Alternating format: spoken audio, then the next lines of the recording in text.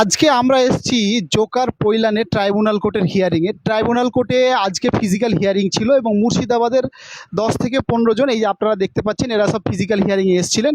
এবং বর্তমানে ট্রাইব্যুনাল কোর্টে বেশ কয়েকটা পদ্ধতিতে হিয়ারিং হচ্ছে। প্রথম যে হিয়ারিংটা হচ্ছে, আপনারা যে ডকুমেন্ট সাবমিট করেছিলেন হিয়ারিংয়ের সময়, সেই ডকুমেন্ট অনুযায়ী বর্তমানে জাজ সাহেবেরা হিয়ারিং করছেন। এবং ডকুমেন্ট যদি আপনারা না বুঝতে পারে জাজ সাহেবেরা, তাহলে সেক্ষেত্রে আপনাদেরকে ফিজিক্যাল হিয়ারিংয়ের জন্য ডাকা হচ্ছে। এবং তারপরে পরে যদি দেখা গেল জুম মিট অ্যাপের মাধ্যমে হিয়ারিং হচ্ছে, কিন্তু বর্তমানে এখন জাজ সাহেবেরা ফিজিক্যাল হিয়ারিং শুরু করেছে।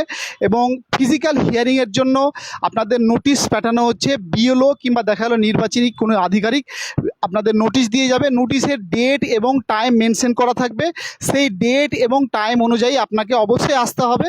অরিজিনাল ডকুমেন্ট এবং সাথে সাথে জেরক্স, আপনাদের যা ডকুমেন্ট রয়েছে, voter card, Aadhaar card, PAN card, school certificate, যা গভর্নমেন্ট যা ডকুমেন্ট আছে, সমস্ত অরিজিনাল ডকুমেন্ট নিয়ে এখানে উপস্থিত হবেন। এবং আপনারা যদি আসতে না পারেন, তাহলে অ্যাডভোকেটে আপনাদের রিপ্রেজেন্টেশন হিসেবে পাঠাতে পারেন, কিংবা দেখা গেলো অ্যাডভোকেট সঙ্গে নিয়ে আসতে পারেন, কিংবা আপনি একাই আসতে পারেন।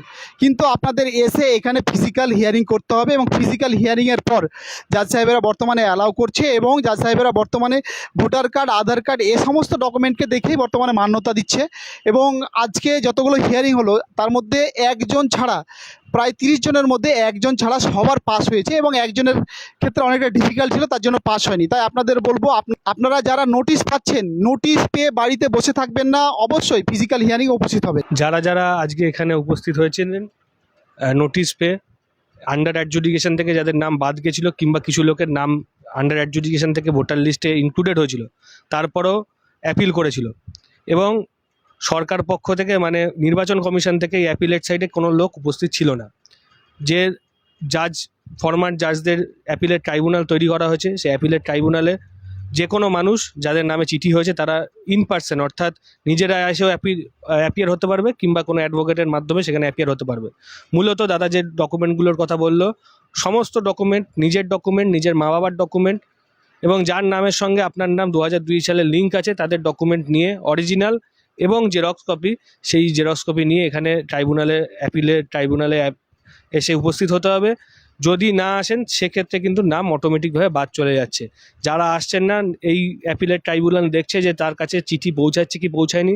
যদি দেখা যাচ্ছে তার হাতে চিঠি পৌঁছানোর পরে সে আসেনি, তাহলে কিন্তু তার নাম অটোমেটিকভাবে রিজেকশনের দিকে চলে যাচ্ছে। এই পরিস্থিতিতে নির্দিষ্ট জায়গায় এসে, নির্দিষ্ট নিয়ম মেনে, সঠিক সময় এসে কাজটা করতে হবে। আজকে যাদের হিয়ারিং ছিল ট্রাইব্যুনাল কোর্টে, ওনারা উপস্থিত হয়েছেন। এই হচ্ছে চিঠি, এটা হচ্ছে অর্ডার কপি। এই অর্ডার কপিতে ভিত্তিতে ইনাদের অ্যালাউ করেছেন। এই যে আমাদের সামনে এদের সবারই ট্রাইব্যুনাল ছিল। এই যে দাদা রয়েছে, আপনাদের আসতে কি অসুবিধা হচ্ছে? অসুবিধা দূরের জন্য অসুবিধা হচ্ছে। আপনি কোথা থেকে এসেছেন? আমি ফারেক্কা থেকে এসেছি। আপনি কি চাইছেন? আমাদের এলাকাতে হলে ভালো হয়, আপনার জায়গায়, যাতে পশ্চিমবাংলায় আপনার জায়গাতে হলে সুবিধা হবে। আপনাদের এটা আশ্বস্ত করতে পারি যে 30 জনের হিয়ারিংয়ের মধ্যে শুধুমাত্র একজনের রিজেক্ট হয়েছে। এবং একজনের রিজেক্টের মেন কারণ যেটা আজকে উঠে আসলো, সেটা হচ্ছে বয়সের, এক ভাইয়ের থেকে আরেক ভাইয়ের বয়সের পার্থক্য হচ্ছে 1.5 মাস। বাকি 29 জনের নামই আজকে অ্যাপ্রুভ হয়েছে। এটা খুশির খবর। আপনারা নির্ভয়ে, যারা নোটিশ পাচ্ছেন, অবশ্যই নির্ভয়ে এই জোকার পৈলানে ট্রাইব্যুনাল কোর্টে অবশ্যই উপস্থিত হবেন। যদি আপনি বাইরে থাকেন, দেখা গেল দেশের বাইরে কিংবা রাজ্যের বাইরে আছেন, আপনি উপস্থিত হতে পারছেন না, তাহলে আপনি অবশ্যই আপনার একজন অ্যাডভোকেটকে দায়িত্ব দিবেন। অ্যাডভোকেট যে আপনাদের ডকুমেন্ট আছে, ডকুমেন্ট নিয়ে যদি এখানে উপস্থিত হয়, সেক্ষেত্রে আপনাদের নামটা অ্যাপ্রুভ ভোটার হিসাবে উঠে যাবে এবং আপনাদের কোনো সমস্যা হবে না।